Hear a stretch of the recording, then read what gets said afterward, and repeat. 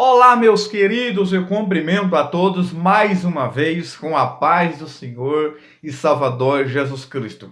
Uma alegria e uma imensa satisfação estarmos aqui mais uma vez para nós falarmos dos nossos subsídios da nossa EBD, Escola Bíblica Dominical. A você, meu amigo aqui de Presidente Vitácio Região, você é o nosso convidado a estar participando presencialmente conosco em nossa sede aqui na nossa Igreja Evangélica Assembleia de Deus Ministério do Belém, na Rua Cuiabá 146, em frente à Caixa Econômica Federal. E no bairro, na congregação onde nós estamos, na Rua Antônio Venâncio Lopes, 2034, você é o nosso convidado especial a estar participando presencialmente conosco. Essas aulas virtuais, elas não substituem a aula presencial. Por isso que é importante você ser um aluno assíduo, participante da escola dominical. Como dizia o pastor Antônio Gilberto, a escola dominical é o povo do Senhor reunido no dia do Senhor, na casa do Senhor, para aprendermos a palavra do Senhor. E nós estivemos a lição passada, que foi a lição de número 2, que falou sobre o livro de Ruth. Inclusive, eu já tenho uma crítica, né, na capa aí, que está um milho, né, sendo debulhado, mas, na verdade, é somente na capa. É importante nós corrigirmos os detalhes, porque, na verdade, a colheita não é de milho. A colheita ela é de cevada, os cereais, e também o trigo. E se você quiser ler, né, lá em Ruth, capítulo 2, olha só, e o versículo 23, você vai entender. Haja vista, nós temos outras partes que se fala já no início também, mas Ruth 2, 23 vai falar que é essas duas colheitas. Ruth 2, 23 diz assim: assim ajuntou-se com as moças de Boaz para colher, até que a cega das cevadas, não de milho, e dos trigos se acabou e ficou com a tua sogra. Então, essa capa aí, você está vendo o milho aí, mas na verdade é a cevada e também o trigo. Nós estudamos, queridos, a lição passada sobre o quê? Como que foi, né, já organizado a Bíblia Sagrada, ou seja, em especial, né, o livro de Ruth. Nós falamos como que foi organizado na Bíblia hebraica. Todos nós sabemos, queridos, que se hoje eu e você temos acesso à Bíblia Sagrada, foi Deus usando como providência alguém lá atrás. Por exemplo, se vocês for ver a Septuaginta, o que é a Septuaginta? Que é os 70 tradutores que Deus usou para traduzir do hebraico para o grego. Isso se deu em 160 e pouco, aproximadamente, em um período, né, que foi já antes de Cristo.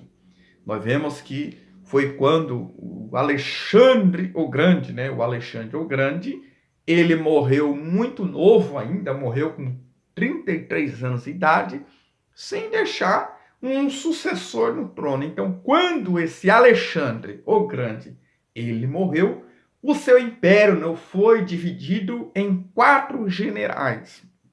Isso está lá no finalzinho da Bíblia de estudo pentecostal, no finalzinho do Antigo Testamento, você vai ver isso aí.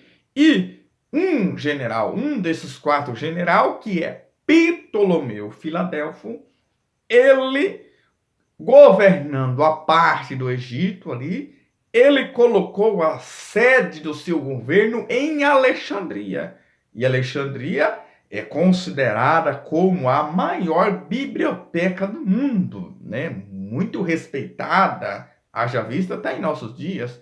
Mas nós vimos que ele colocando ali a sua sede em Alexandria, esse Ptolomeu Filadelfo, pediu para traduzir os livros do mundo todo para o grego. E o grego naquela época é tipo como o inglês hoje, é uma língua, né, tipo como internacional, né, reconhecida mundialmente. Então, ele fez isso, né, Alexandria, muito famosa, respeitada. Então, foi levado ao conhecimento dele da Bíblia. Então, ele fez por bem também traduzir a Bíblia Sagrada, né? Os escribas, né, levaram até ele o conhecimento da Bíblia. Então, ela foi traduzida do hebraico para o grego, porque se fosse hoje, para nós ter acesso ao hebraico, nós teríamos que estudar, nós temos que estudar o hebraico, mas ela foi traduzida então para o grego, né? Traduzido para nós o Novo Testamento. Então, sabemos que não foi fácil. E quando eles foram organizar a Bíblia, os judeus, né, eles organizavam mais por temas. Inclusive, lá em Lucas 24, 44, como não tinha ainda um Novo Testamento, Jesus, ele fala dessas 3 divisões que foi feito do Novo Testamento, né? Como que foi feito esta divisão?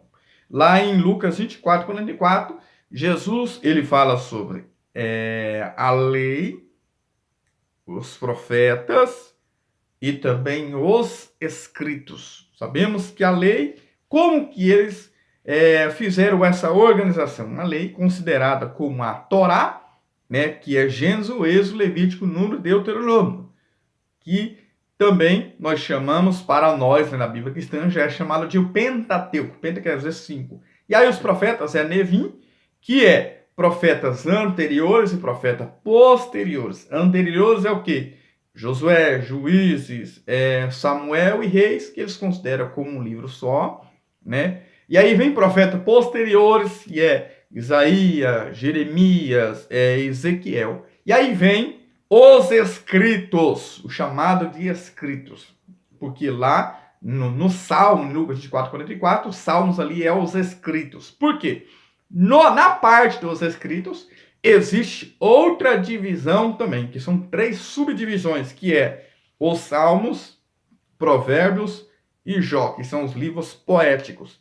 Depois vem os 5 rolos, que é os 5 Megilot, né, que é os 5 rolos que eu já falei, lidos nas festas em Israel, que é Cantares, Ruth e Lamentação e Eclesiastes e Esther, que é lido na última festa, que é a de Purim.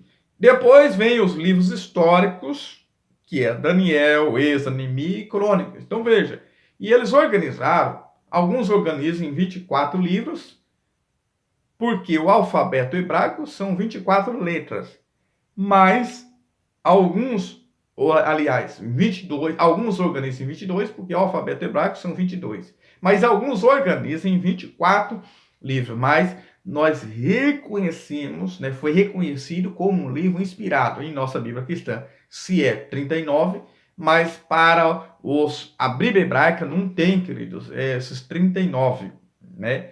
Mas tem todos eles, mas alguns são considerados como um livro só. Por exemplo, 1 Samuel, não tem 1 e 2 Samuel.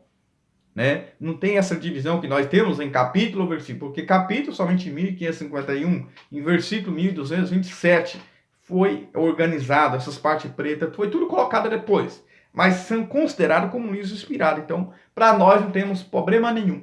Aí tem um ponto a ser observado, né, que Jesus usou isso aí.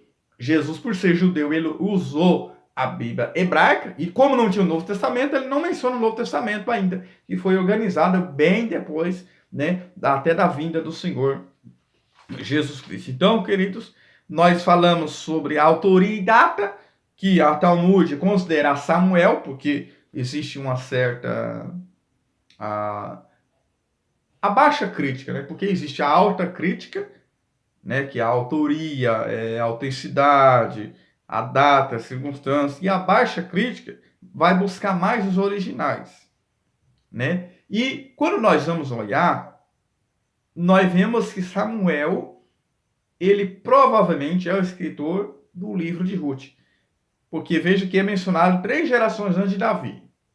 Que vem Boaz, Jessé, Davi.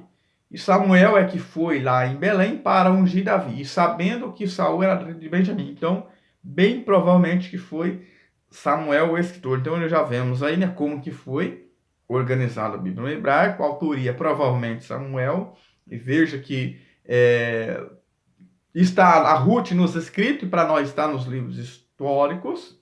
É importante nós entender isso porque é um livro narrativo.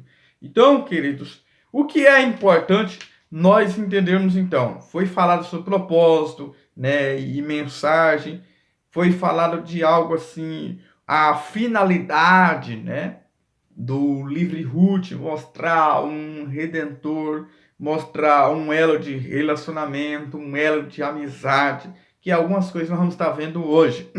Queridos, eu estava aqui até vendo alguns esboços meus, antigos, né, já que quando eu ia pregar, eu sempre fazia alguns esboços, né, que é importante o esboço, não para você pregar, mas para te ajudar, né? Mas existe um esboço muito antigo meu que eu falo sobre um tema assim, projeção pessoal ou reino de Deus. É um ponto de interrogação.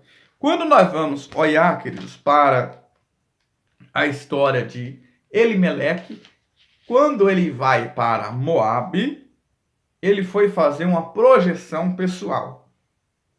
Ele não foi preocupado com o reino de Deus. Ele foi preocupado em crescer, ele foi preocupado em finanças, ele foi preocupado em se dar bem, mas ele se deu mal lá. E é isso que nós vamos ver em todo o seu livro. Então, ele não se preocupou com o reino de Deus. Por quê? Porque Elimeleque, que significa Deus é meu rei. Nós vamos ver aqui mais para frente. Se ele tivesse preocupado com o rei, com Deus que governa ele, que Deus, nós temos um reino e somos os súditos. E ele tinha ficado ali, orado e buscado e clamado a Deus, e esperado uma resposta de Deus, porque ele, conhecedor de tudo, ele sabe que era por causa do pecado do povo.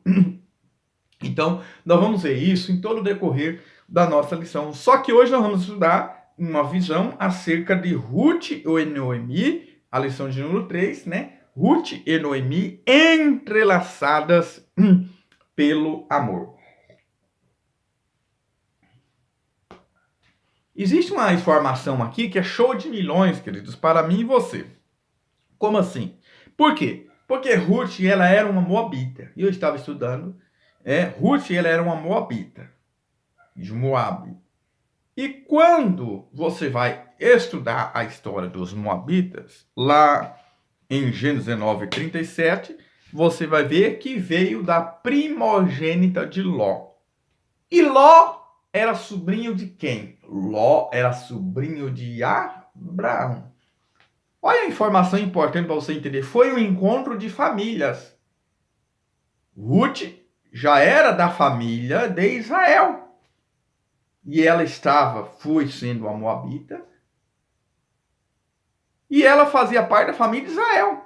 Por quê? Moab é filho foi de um incesto, um relacionamento que não agradou a Deus, de pai com filho, foi um incesto. Mas Ruth estava ali em Moab, mas ela teve conhecimento que o Deus verdadeiro é o Deus de Israel. É aquele negócio, ela volta para casa. Ela está dizendo assim, aqui eu estou aqui, mas eu não sou aqui. Aqui ninguém teme a Deus nesse lugar. E ela sabia, tinha conhecimento disso, através de Noemi, ou seja, um testemunho de Noemi. Impactou Ruth. Então é importante você entender isso, que ela era moabita, mas fazia parte da família de Israel também, né? Ruth sabia quem era o Deus verdadeiro, mas ela soube através de quem? Soube através de Noemi. Você, sogra, mãe, você, mulher, você está transmitindo um testemunho que vai influenciar alguém, que alguém vai reconhecer que o Deus que você serve é um Deus verdadeiro? E eu orando essa semana na igreja, buscando um avivamento a ponto de você não precisar falar que é cristão, mas as pessoas notarem isso. Não estou falando de reputação, porque reputação é o que os homens falam de nós. É o que os homens pensam de nós. Fulano é bom, fulano é assim, Reputação é o que os homens falam de nós. Caráter é o que Deus vê, só Deus sabe. É quando nós estamos só, né? Thomas Paine fala isso. É quando estamos só Deus está vendo, só Deus sabe como que está o meu comportamento diante dele. E Antônio Gilberto fala que o caráter, ele não é herdado, é adquirido. Ele é conquistando. Ele vai sendo formado na pessoa. Queridos, lá em Ruth 1:6 da nossa leitura em classe, né, vai dizer: então se levantou ela com as suas noras e voltou dos campos de Moabe. Haja vista, Ruth, aliás, Noemi, sendo uma mulher submissa, acompanhou o marido. Mas mulher, ela é visionária. Ela pensa com ela, eu estou indo para lá apenas para obedecer, acompanhar meu marido, mas eu sei que uma coisa boa não vai ser. Então, quando ela sabe, acontece alguma coisa que ela já não está presa, ela resolve voltar. Então, veja aí que ela se levantou. Essa palavra que se levantou está dizendo o quê? Que ela tomou iniciativa. Deus está, querido, nesses últimos dias, procurando mulheres que tenham iniciativa. Mulheres que não ficam de braço cruzado.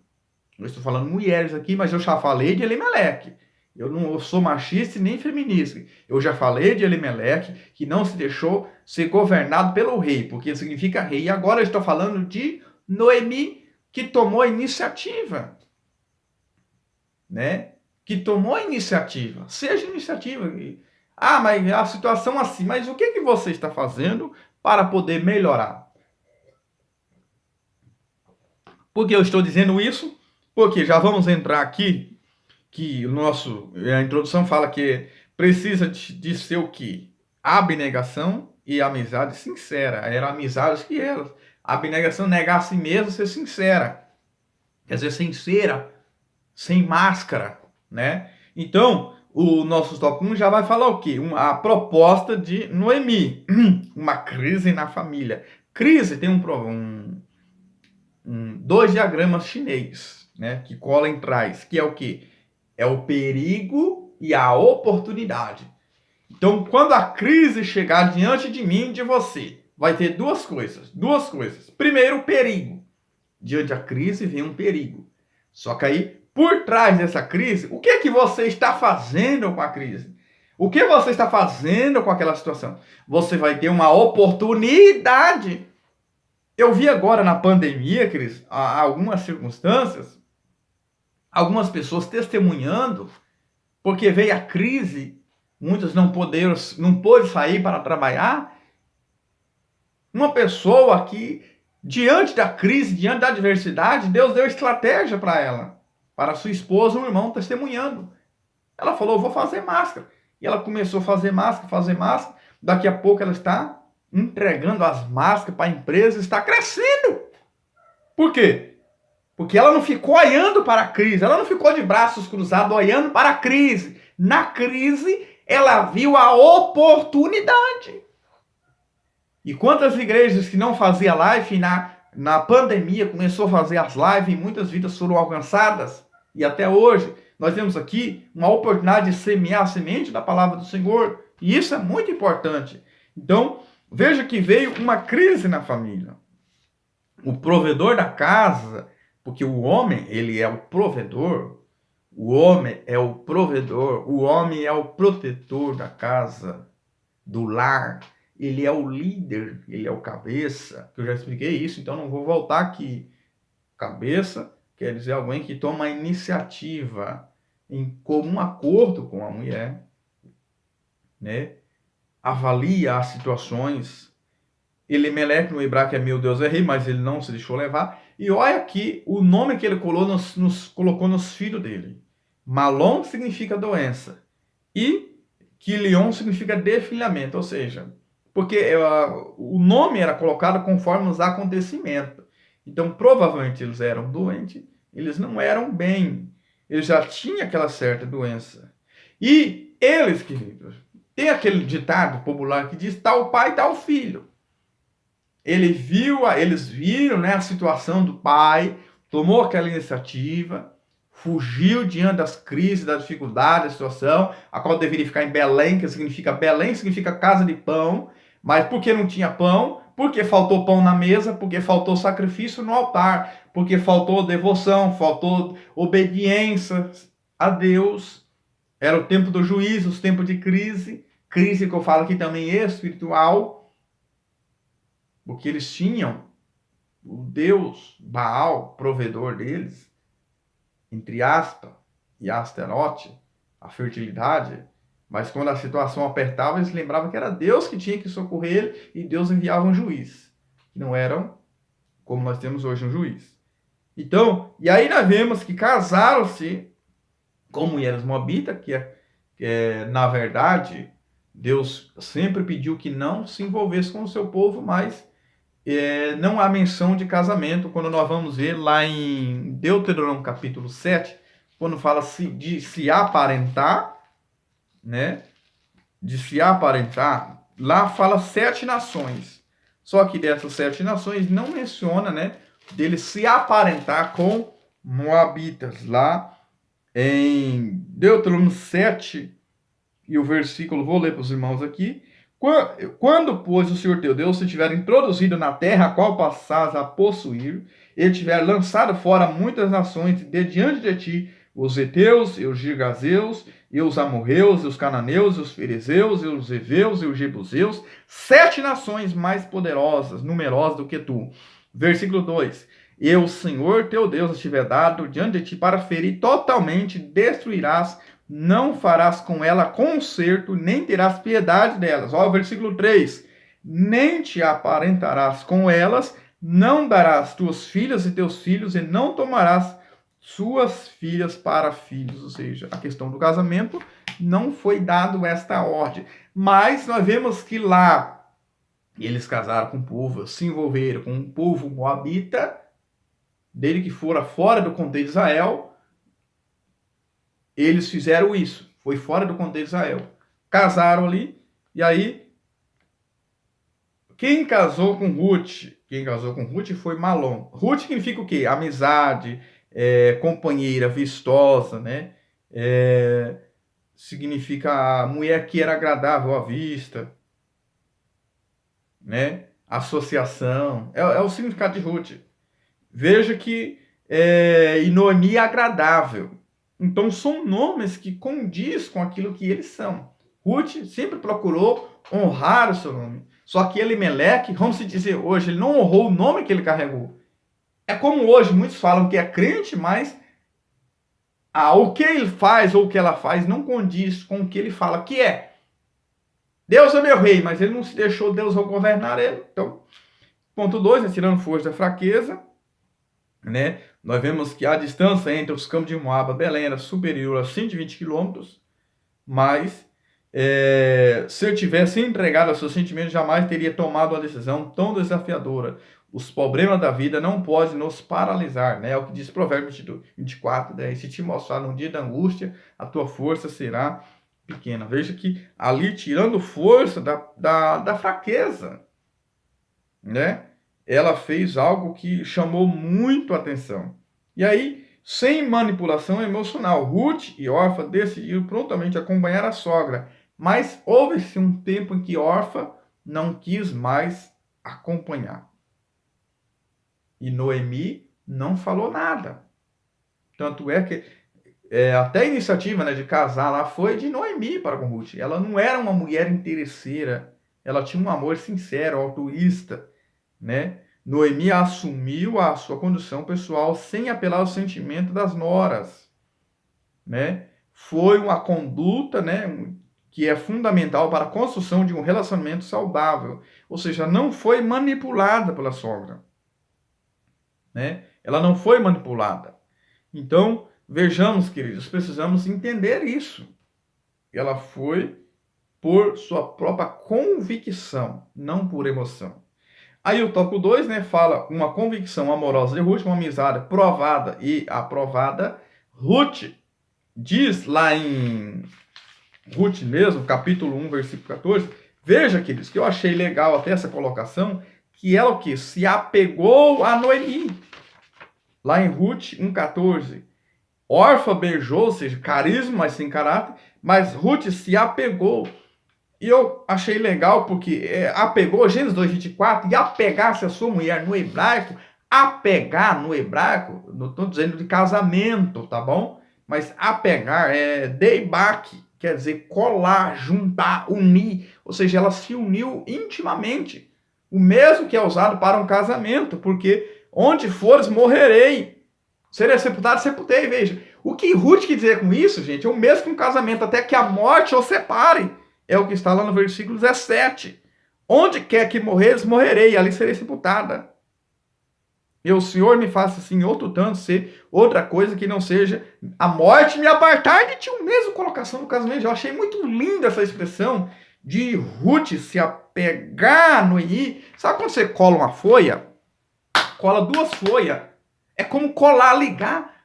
Se você for tirar o papel, rasga, porque está ligado, está íntimo. Essa é o relacionamento entre Ruth e Noemi. Era sincero, ligado intimamente. Né? E aí, ponto 2, a amizade na adversidade, querido. Ela poderia deixar a sogra, que não tinha mais nada para oferecer para ela, que já era idosa. Não poderia ter filhos que ia dar para ela. Hoje nós tem pessoas que estão valorizando mais as coisas do que a pessoa. O ter, né, mais do que o ser. Precisamos inverter essas coisas, querido. Hoje estão amando coisas e usando pessoas. Vamos inverter isso. Vamos usar as coisas e amar as pessoas. Ponto 3 do tópico 2, um amor prático. Quando ela volta lá de Moab, Ruth, já volta trabalhando, fazendo a coisa certa. Há muitas que hoje querem filho para pensão, e pensão quer dinheiro do Estado, do governo. Não. Ruth trabalhou e muito nos campos de Boaz, que é um tipo de cristã. Ele viu tudo aqui. Trabalhou até mais do que as outras, que chamou a atenção, porque ela sendo vistosa. Ele chamou a atenção de Boaz, que provavelmente já era mais idoso, né? Bem mais velho do que ela. Ela voltou trabalhando, ela voltou fazendo o que é certo. Ou seja, ela se esforçou. Ela poder dizer, eu amo você, Noemi, e não fazer nada. O amor só no sentimento, sem uma prática, sem uma atitude. E há muitos assim, que o amor está só em palavras, atitudes nenhuma. O que você está fazendo para mostrar esse amor? A fé sem as obras é morta. Jesus disse, João 5,17, meu pai trabalha até agora e eu também. E uma das características que eu preguei, eu vou voltar no esboço que eu preguei, em 2016 aproximadamente, Ruth tinha algumas características. Ela era dedicada, obediente, trabalhadeira e tinha uma fé perspectiva. Né? Ela tinha uma perspectiva, ela tinha uma visão, ela era uma mulher visionária. Então, a amizade se dá também na adversidade. Há muitos amigos de primavera, mas abandonam no inverno. O verdadeiro amigo é amigo na primavera e no inverno. Porque uma hora o inverno vai passar. Né? Então, foi um amor prático. Tópico 3 fala do quê? Uma fé fervorosa. A convicção da mulher. O teu Deus é o meu Deus. Convicção. Ou seja, ela se uniu à fé, ela se converteu a Deus. Ou seja, porque a minha fé e a sua fé faz eu entrar na família de Cristo. Foi uma fé fervorosa. Ela disse assim, eu estou convicta. O teu povo é o meu povo. O teu Deus é o meu Deus. Está ali para nós. Ela aceitou a Cristo Jesus. Ela creu, teve fé e entrou na família de Deus. Ponto 2, uma fé que inspira. Em tempo de mulheres mais velhas, ela tem a missão, em todos os tempos, as mulheres mais velhas têm a missão de ensinar as mais novas. Né? Para resistir aos ventos da superficialidade espiritual, sendo piedosa, dedicada à família, respeitar, ensinar as mulheres mais novas, as mais velhas, que infelizmente há muitas novas que estão ensinando as velhas hoje, ensinar as mais novas, amarem seus filhos, seus maridos, serem modesta, casta, dona de casa. Né? E aí o ponto 3, né? Sensibilidade sobre a liderança feminina. Né? Sensibilidade sobre a liderança. Veja que o cristianismo, veja que por sua mulher trabalhando, ninguém poderia falar nada. O cristianismo trouxe a honra da mulher, a qual havia perdido. Porque os judeus, eles são exclusivistas, eles não dão o mínimo valor para as mulheres. Tanto é que a oração do judeu todo dia é: eu dou graças a Deus por não ser escravo, gentil e mulher. Eles oram agradecendo por não ser mulher. Veja como eles são exclusivistas, individualistas. Mas Deus aqui deu a honra à mulher, honrando com esses dois livros, Ruth e Esther, que não nos dá, honrou essa mulher, né? Veja que o campo feminino é reconhecido e floresce sobre uma liderança séria que orienta o trabalho da mulher, evitando que ela seja explorada na sua fé. Amém? Então, essa lição de hoje nós estudamos sobre Ruth e Noemi entrelaçadas pelo amor. Se você gostou desse vídeo, se inscreva, compartilhe, deixe o seu like, o seu comentário e seja edificado em nome de Jesus. Amém.